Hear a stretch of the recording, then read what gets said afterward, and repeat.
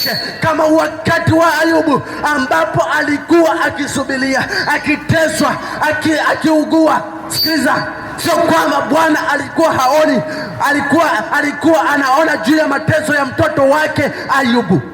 Alikuwa anaona mateso yake Ayubu, wakati ambapo anagalagala katika majivu, ambapo wakati ule anagalagala katika majivu, Bwana alikuwa anaona. Katika mateso yako Bwana anaona, katika mateso yako Bwana anaona, katika ugonjwa ambao unapitia Bwana anaona, katika hali ngumu ya maisha ambayo unayopitia Bwana anaona, katika changamoto za uchumi Bwana anaona, katika changamoto za mahusiano Bwana anaona, lakini anasubiria uvute subira, ili Bwana atakapotenda watu waseme ya kwamba huyu ndiye Bwana aliyefanya, ndiye Bwana aliyejidhihirisha, ndiye Bwana ambaye anapaswa kuabudiwa. Sikiliza, wakati ule Danieli anaingizwa katika tundu la simba, wafuasi wake, watesi wake walijua ya kwamba Danieli tayari kuisha habari yake, lakini Bwana alijidhihirisha kwa usiku mzima, Danieli akiwa katika tundu na simba akiwa ndani yake,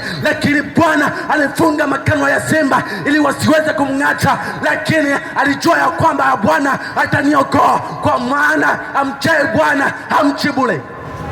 Kwa maana anayemcha Bwana hamchi bure, anayemcha Bwana anausubiria, anangoja ahadi yake. Ilipofika asubuhi, Danieli akiwa katika tundu la simba, mfalme Nebukadneza anapokuja anamwangalia, maana alikuwa na wasiwasi usiku mzima.